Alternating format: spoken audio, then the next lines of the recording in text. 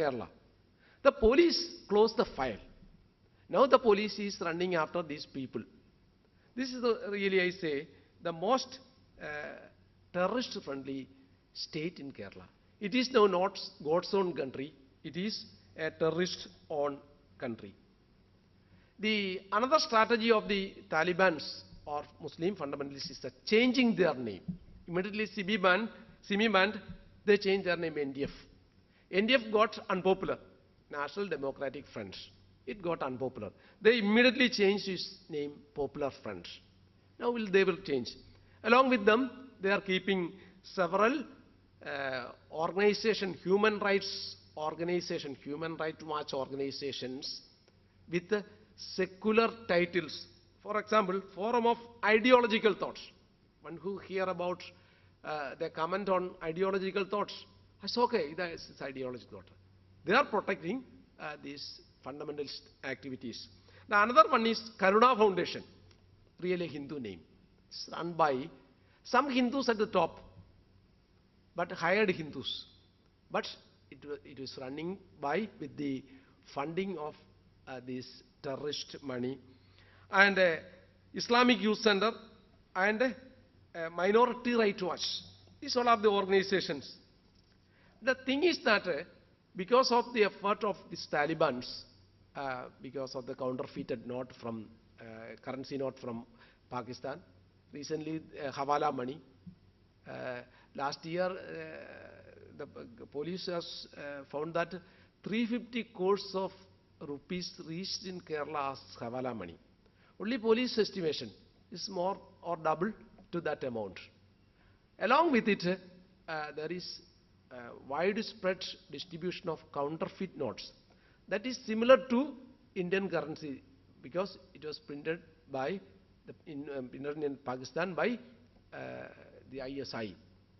A container full of notes reached here. Nobody was arrested. The result was that the majority of the land at the key centers, strategic centers, come into the hands of Muslim terrorists, not secular Muslims or national Muslims like Rasul Pukuti or so many people are there. Their sound is not recognized by media or political parties. You know the Rasul Pukuti, recently his award, he got this Oscar award. And so that man, so many people, but they are not recognizing by our media, our political parties. So their morale also destroying by these people. I shall cite one editorial from a popular Malayalam weekly, Samakalika Malayalam. While examining the records of the registration of land departments, it is evident that several districts, 70% of the lands were purchased by the above said Muslims, above Muslim communities. That means terrorist and fundamentalist Muslim communities. In certain specific districts, purchase of land is the exclusive right of the particular community. Certain districts, Malappuram.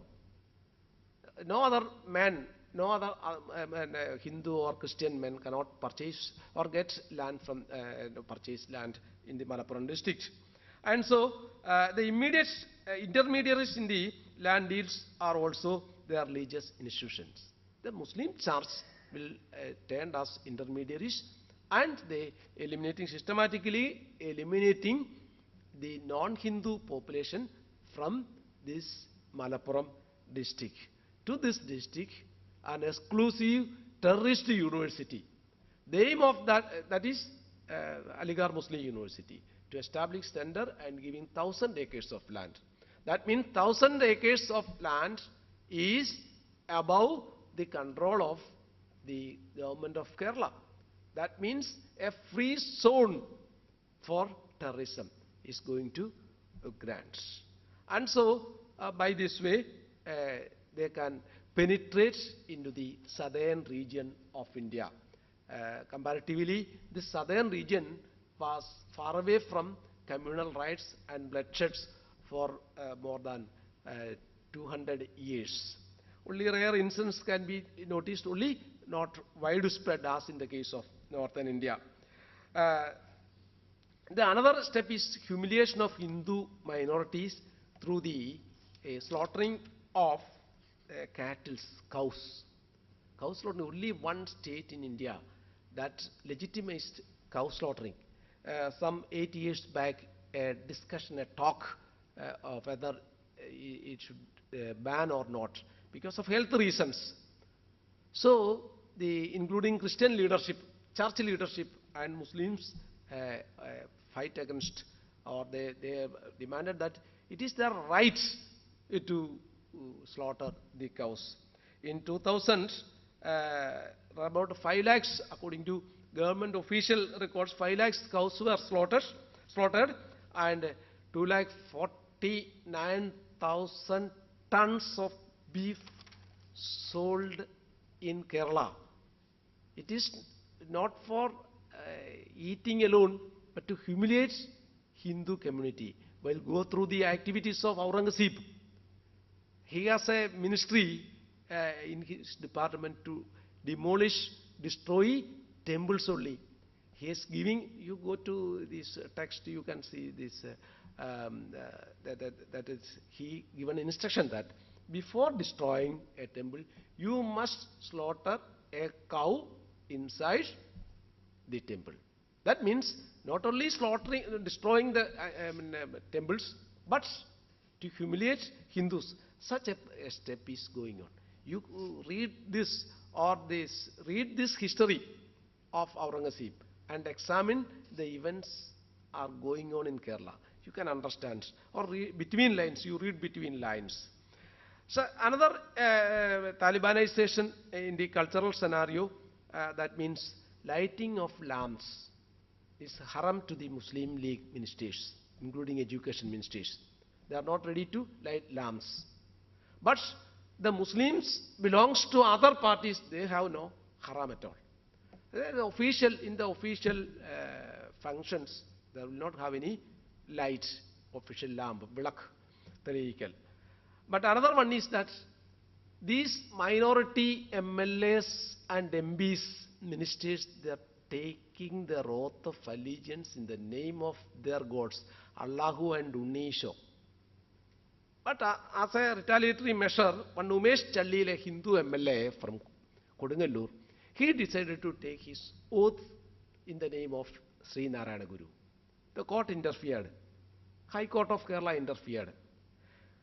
Court issued a verdict on 3rd March 2003 as this is the Umesh Challil's, a Hindu MLA's, way of taking oath is gross violation of the stipulations enshrined, quotes, gross violations of the stipulations enshrined in the Constitution of India, unquote.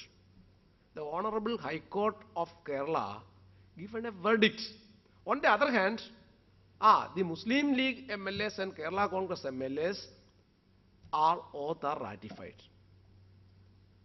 That means the Talibanization is not confined to this politics and education and social matters, but in the case of higher appellate judicial authorities. You can't get a verdict against a church from the Kerala High Court. So, it may be the reason in the case of Supreme Court.